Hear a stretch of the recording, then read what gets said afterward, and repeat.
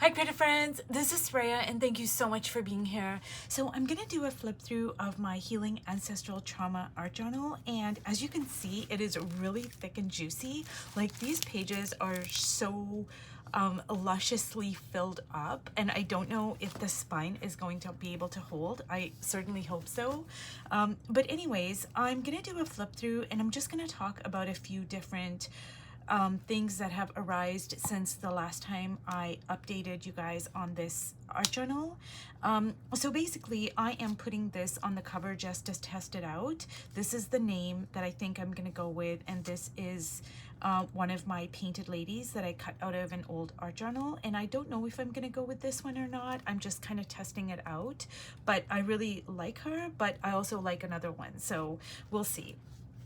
But anyways, so one of the things that is happening is that I am looking at collage in new ways that I'm really digging. So this over here is just a piece of junk mail, and what I had done is I had soaked it in a tea bath, and this was probably like 6 or 7 months ago because I was making junk journals. And so I just make a tea bath, I soak all my bits of collage and junk mail that I want to tint or stain, and then I let it sit overnight, and then in the morning I just take it and place it outside in the sun, and then it dries, and you get this like really delicious, luscious color, and also it plumpens up the paper. It makes it like thicker somehow.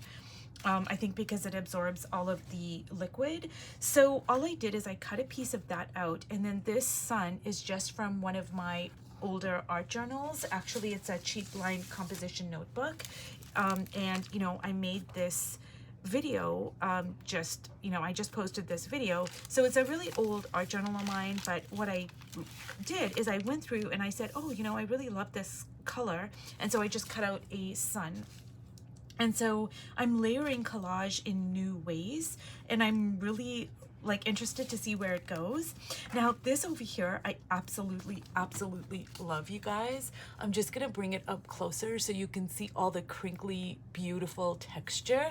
And all this is just the same junk mail that I just soaked in tea, and I just cut it out to size, and I hot glued it, or I think I used Mod Podge, and I stuck it down onto the page. And then what I did is I have these pages over here, which is a work in progress kind of sort of maybe art journal that is also, it's a junk journal, art journal that is made on junk mail.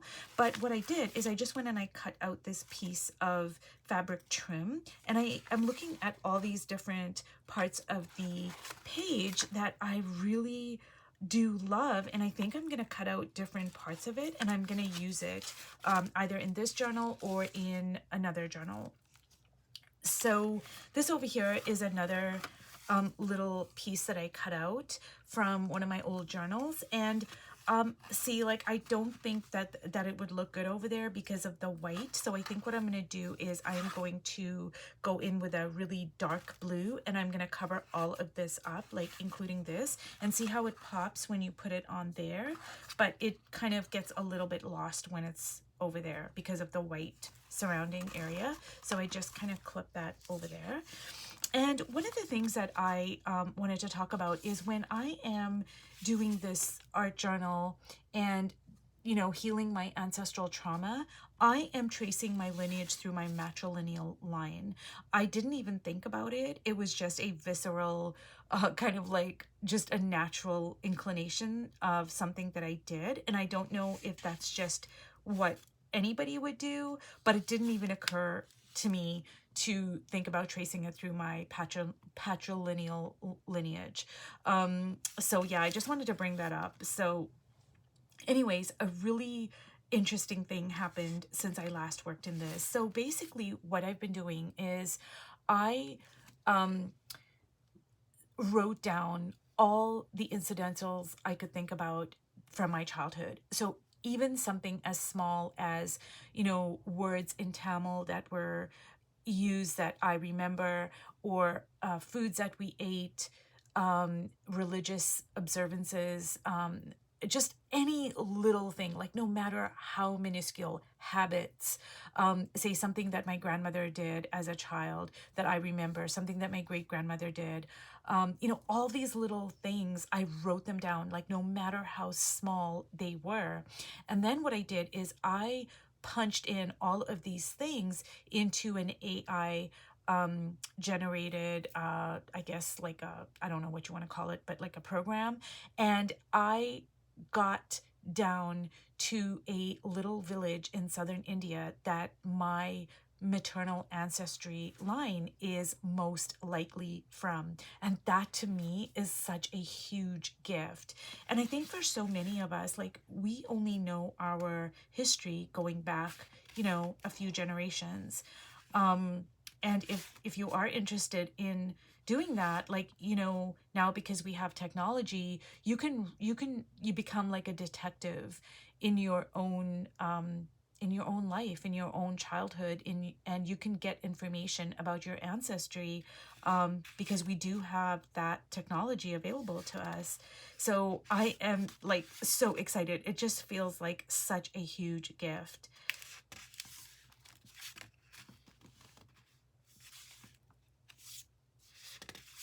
And I wanted to talk about this. No, not this. Or maybe I didn't come. Maybe I didn't come upon it yet.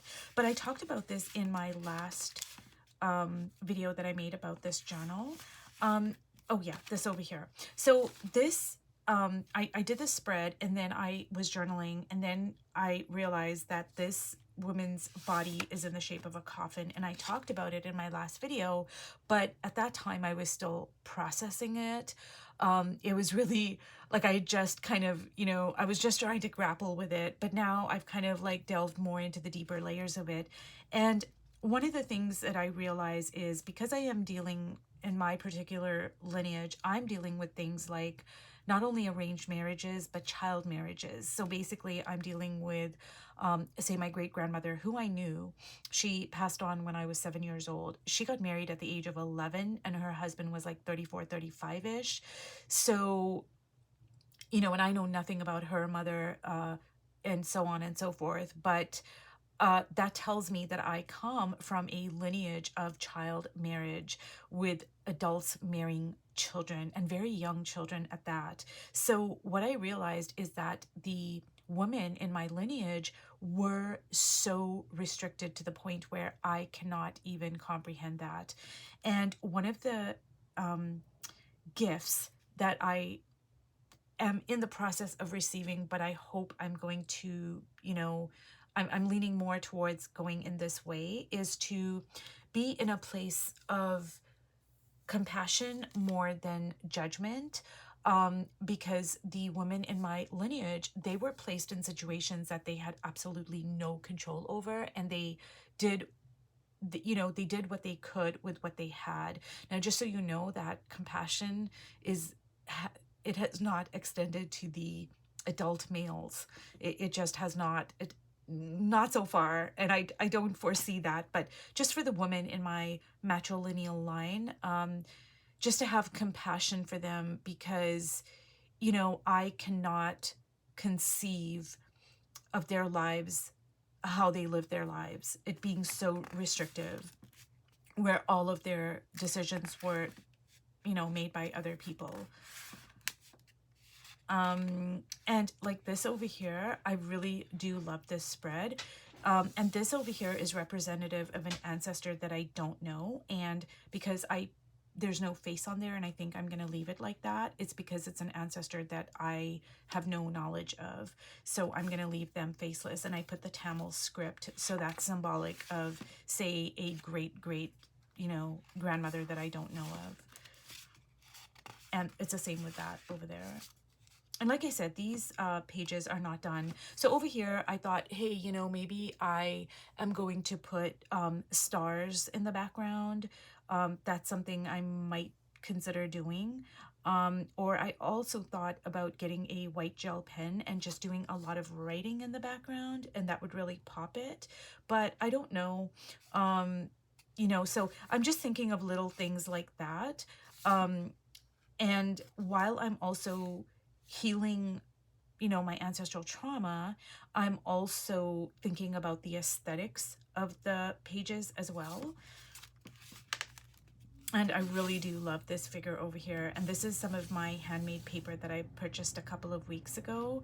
And I went back in and I added it. And I'm just really loving this whole, just the vibe of that. And again, I really love, it's not done, but I just love the colors, and I just love the figures, and I don't know, there's something about this page that just really pulls me in. Now this over here also, I realize that this is a coffin, and if you can see, this face looks really young. It looks like a child, and you know, she has the bindi, which in my culture, that is a bride, that symbolizes a bride. So this is a child bride, and I did not do this. I did this part on purpose, but I did not do this part on purpose. But again, you see the body looking like a coffin again. So yeah, it's just very, it makes me so sad, but it's also, it's just something that I have to accept, you know, that this is the way, this was in my maternal ancestry line. Yeah, now I do love this over here as well. This is my paper towel.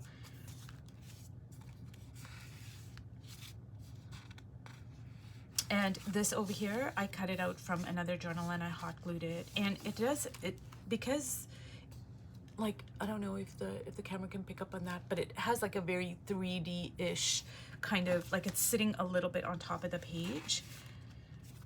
Like it's not integrated into the page, like say this, that is over there. And I think I'm gonna leave the hair like that with the dictionary page showing, because I really like that over there.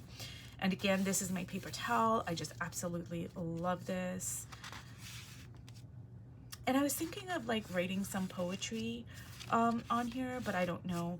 Now over here, this is just an envelope window, as I call them. And this is just junk mail, and I just soaked it in a tea bath again. And then I think I'm gonna put some Tamil script, and I think I'm going to like hot glue it. And when I don't know about something, like I don't know if I'm gonna put this on this page or whatever, I just stick it in there and I just, you know, just leave it in there. But like this, I hot glued it down because I was certain about that. And again, my paper towel, I just love that. And again, I don't know if I'm gonna leave that, you know, if I'm gonna stick that there or if I'm gonna leave this just as is. I kind of like this kind of like unfinished look, so I don't know, this might go in another spread.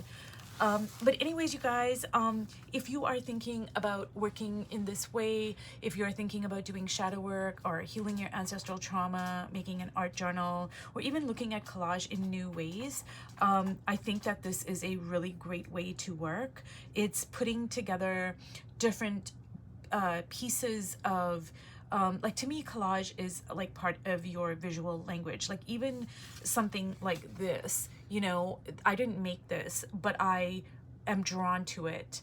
And I am going to, you know, work over top of it. I'm gonna, you know, add my own like stuff to it. So I'm gonna modify it.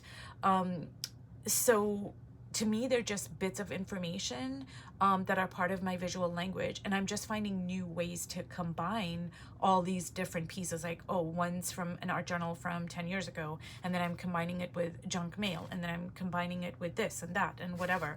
So it's just a new way of working, but it's all still in my visual language. So anyways, you guys, if you have watched all the way to the end, thank you so much, and I will see you in my next video. Bye.